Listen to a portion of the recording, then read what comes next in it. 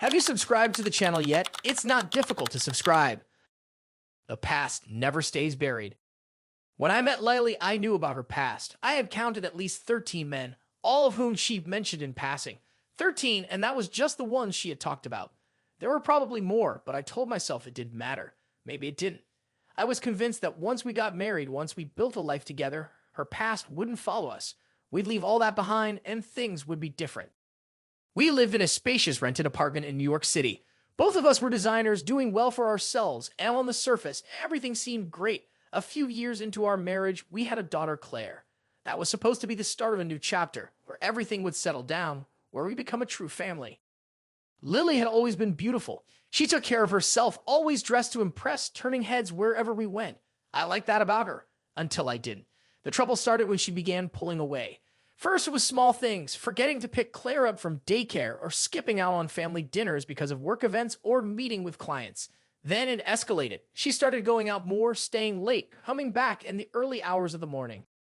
The first real sign that something was wrong happened one afternoon. I was unpacking groceries that Lily had brought home and found a pack of condoms stuffed at the bottom of the bag. We hadn't used condoms in years, not since before Claire was born. It hit me like a punch to the gut, but I brushed it off. Maybe she'd bought them by accident, I thought. Maybe they slipped in with her other things. Denial is powerful. Then, a week later, I found her stockings in the backseat of the car. Lily did drive often, so why would her stockings be there? I confronted her about it, but she just laughed it off, saying she probably changed in the car after work before heading to an event. It made sense, kind of, but the uneasy feeling in my chest wouldn't go away. The party. The breaking point came one Friday night. Lily had gone out to a party at her friend's place. She hadn't invited me, which wasn't unusual anymore. Around midnight, I called to check in. No answer. I called again. Nothing. Finally, a little after 2 a.m., I drove over to her friend's house to pick her up. When I got there, the scene that greeted me shattered whatever illusions I had left. Lily, my wife, was draped all over some guy, giggling, hanging onto him like he was the center of her world. She didn't even notice me walk in. I saw red. Without thinking, I marched over and punched the guy square in the gut, sending him crumpling to the floor. Lily just stared at me in a drunken haze like she had no idea what she'd done wrong. I grabbed her, threw her into the car, and we drove home in silence. I was done. The woman I had married was long gone, replaced by someone who didn't care about our life, our child, or me. The next morning, I packed my things while she was still nursing her hangover. "Where are you going?" she asked, rubbing her temples, still half asleep. "I'm done, Lily. This isn't working anymore. I can't do this," I said, my voice surprisingly calm for the rage boiling inside me. "What are you talking about? You're overreacting," she muttered, her words slurring. "I found the condoms, Lily. I found your stockings. I saw you with that guy last night.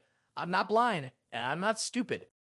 She blinked, her face turning pale, but she couldn't say anything. I waited for an apology, for some kind of acknowledgement, but all I got was silence. She didn't even try to deny it anymore. I packed the rest of my things that day and moved out, taking Claire with me.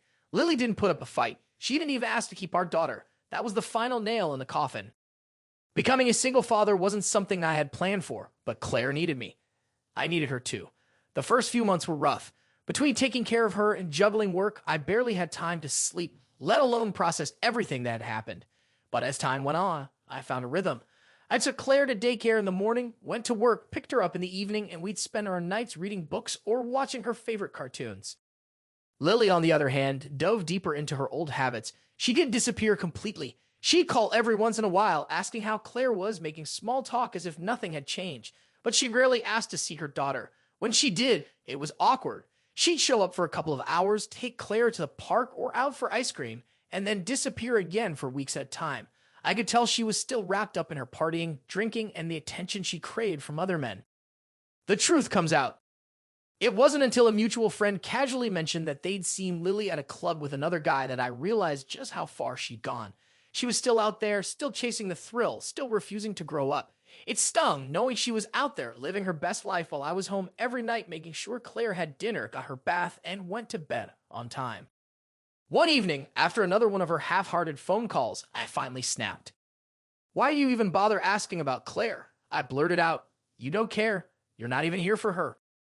There was silence on the other end of the line before she responded, her voice cold. "I care, John, but I have my own life." "Your own life? You have a daughter. You chose this life with me with Claire. You're a mother, Lily.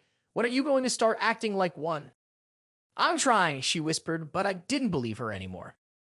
Eventually, I stopped answering her calls. It was too painful, too exhausting. Claire deserved better, and so did I. I didn't want to spend my life waiting for Lily to change because deep down, I knew she never would. Months passed, and slowly, I rebuilt our life. I focused on Claire, on my work, and on creating a new normal. We moved to a quieter part of town, away from the chaos of the city. I put everything I had into being a good father, and in return, Claire flourished. She was my world now, and I didn't need anything else. As for Lily, she continued to drift. Occasionally, I hear about her through mutual friends or see her tagged in party photos on social media, always with a drink in hand, always with some new guy by her side. She still called every now and then to ask about Claire, but the conversations were brief, hollow. It was clear that we were living in two entirely different worlds now. One evening, while tucking Claire into bed, she looked up at me with her big, innocent eyes and asked, "Daddy, why doesn't Mommy live with us anymore?" I paused, unsure of how to answer. How could I explain something so complicated to a child? But I owed her the truth. "Mommy loves you, Claire," I said softly. "But sometimes people make choices that take them in different directions. Mommy and I are just on different paths now." Claire seemed to accept that for the moment, nodding sleepily before turning over and drifting off to sleep. As I stood there watching her, I realized that the life I thought I had with Lily was never real. It was built on a foundation that was always bound to crack under the weight of her restlessness, her inability to stay grounded.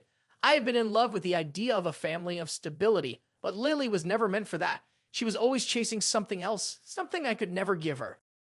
In the end, I had to let go, not just of her, but of the hope that she would ever change. And once I did, I felt lighter, freer. I had Claire, and that was enough.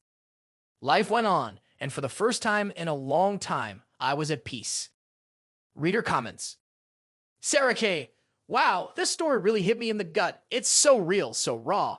The part where he finds the condoms and tries to brush it off. Oh, that's denial we've all been guilty of at some point. Heartbreaking, but beautifully written.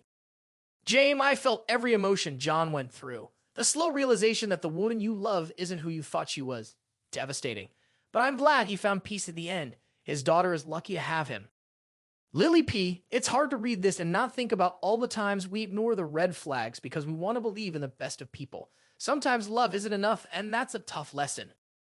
Pete ID, the confrontation at the party. Man, I could feel the tension. It's not every day you see someone punch the guy your wife is cheating with. Respect to John for handling it with dignity afterward, though. He deserves better.